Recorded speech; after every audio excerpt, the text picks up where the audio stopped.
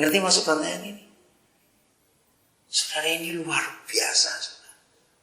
Sampai di sini kesimpulannya kan jelas. Maka itu orang Kristen yang pelit pasti nggak pernah ngerasakan jadi Kristen itu seperti apa. Karena pelitnya itu tadi. Lu serius? Bayangkan pohon buah itu nggak pernah menikmati buahnya sendiri, itu nggak pernah tahu rasanya. Bahkan minta aja nggak sempat. Nomor 2, di mana ada pohon buah lagi berbuah? Pohon buah nggak perlu pasang iklan, pohon buah nggak perlu buat kartu nama. Orang pasti datang ke situ. Katakan amin. Dari 2 pertanyaan ini, kembalikan kepada diri kita sendiri. Selama ini apa buah hidup kita?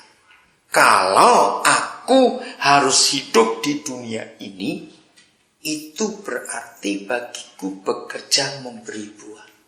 Kita pasti tahu umur kita, pasti tahu. Kenapa orang jarang lupa umurnya? Ya karena tunggu hadiah kalau ulang tahun. Oke, yang gede aja seneng hadiah, bagi yang kecil. Nggak salah itu. Kita pasti tahu umur kita. Sampai umur kita sekarang ini. Sudah punya gambar nggak legacy apa yang kita akan tinggalkan? Itulah buah-buah tadi, sudah. Sampai umur kita sekarang ini, sudah berapa banyak orang yang datang kepada kita? Baik datang untuk yang baik, baik untuk yang tidak baik. Karena orang datang ke pohon buah kan motivasinya macam-macam. Betul toh? Nah ini yang penting, nomor 3 ini yang hebat. Kalau dia berbuah sekarang, kita petikin sampai habis, karena daunnya pun ikut kita petik. Nggak ada pohon yang tersinggung dan marah-marah. Tahun depan gua nggak berbuah, tahu nggak itu? Katakan amin, sudah. Loh, betul-betul tetap berbuah. Itu yang luar biasa. Dan yang keempat, ini legasinya kelihatan. Setiap pohon buah pasti ada biji. Betul? Kalau dia ada biji berarti dia multiplikasi.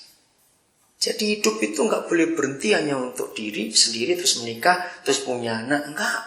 Terus punya cucu, kalau sempat cicit sebelumnya mati, nah rugi kita. Nggak boleh, harus terus berkembang. Dari 1 biji terus ditanam, banyak lagi. Itu pohon. Mari kita tanya umur berapa kita sekarang. Jim ini berumur 21 tahun. Tapi dia kerja sudah bisa membiayai 3 adiknya. Hebat. Nah, terus kan Jim, tadi saya bilang pada dia, ada berapa banyak orang yang susah perlu kita tolong dalam hidup ini. Dari buah hidup kita, berapa banyak orang yang diberkati. 24. Tetapi, nah, dia tahu kalau pergi bersama Yesus Tuhannya itu jauh lebih baik. Berarti dia ingin mati, bukan? Tapi lihat ya 24, saudara, mengharukan sekali. Tetapi lebih perlu untuk tinggal di dunia ini karena kamu. Saya baca Inggrisnya, nevertheless, to remain in the flesh is more needful for you. Mel, jadi kata tujuanmu no purpose itu betul. Maka purpose hidup kita adalah ini. Temukan kata you atau kamu itu siapa untuk kita. Ngerti maksud ini, saudara? Tetapi lebih perlu untuk tinggal di dunia ini karena kamu. Needful. Kata itu bagus sekali. For you. Baik yang sudah menikah maupun yang belum menikah. Baik yang sudah punya anak maupun yang belum punya anak atau tidak punya anak. Temukan kata you buat saudara. Saya percaya kalau Jimmy kerja untuk 3 adiknya, walaupun dia rasa capek kerjaan itu, dia akan terbayang, kalau aku nggak menyelesaikan, adikku nggak sekolah. Bisa ngerti itu? Jadi terpacu. Nah, temukan kata you Siapa kamu itu buat diri kita masing-masing. Inilah purpose kita, saudara. Saya harap, saya harap gak ada yang tersinggung juga. Jangan suara hidup hanya untuk anak kandung saja. Masih banyak orang yang perlu buah kehidupan kita. Bisa berkata amin?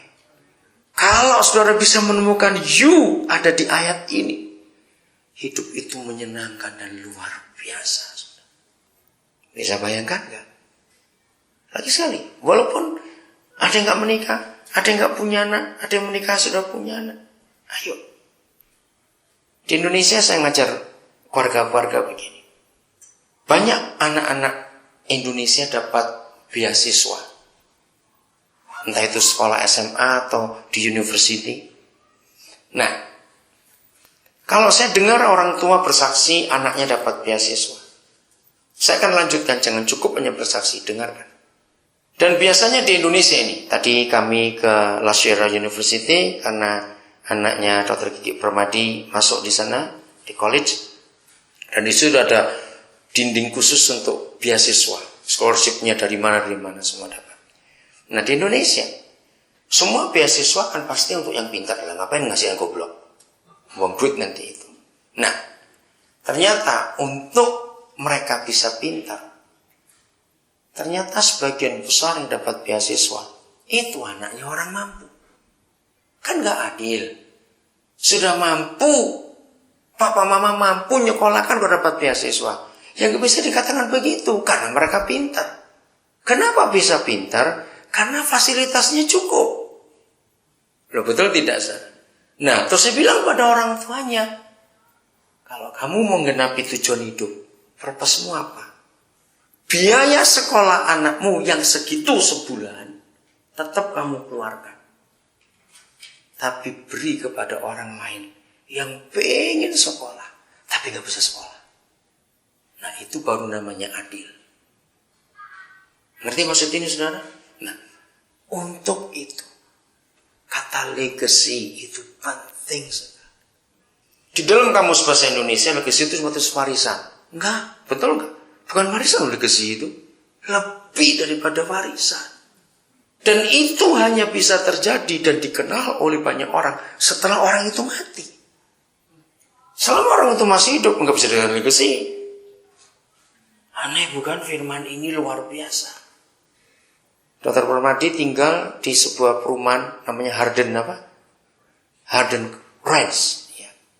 Nah kami diberitahu kemarin. Begitu masuk ke kompleks perumahan itu sebelah kiri ada John Harden Foundation. Ternyata pemiliknya suami istri nggak punya anak, kaya sekali, dan mereka sudah meninggal. Nah ternyata dia meneruskan untuk punya foundation di situ. Wow, waktu saya dengar cerita itu luar biasa. Nah itu legacy. Kenapa kita harus mikir itu? Karena masih banyak orang susah di sekitar kita. Oke, mari kita lihat firman berikut. 2 Korintus 8. Biasanya di Alkitab saudara, yang 2 Korintus 8, itu yang ada coretannya ayat 9. Kalau iya coba senyum dikit aja, supaya saya tahu mana dicoreti. Yang pakai cellphone gak bisa dicoreti. Alkitab 2 Korintus 8. Siapa yang ada coretannya 9 coba senyum, saya ingin tahu.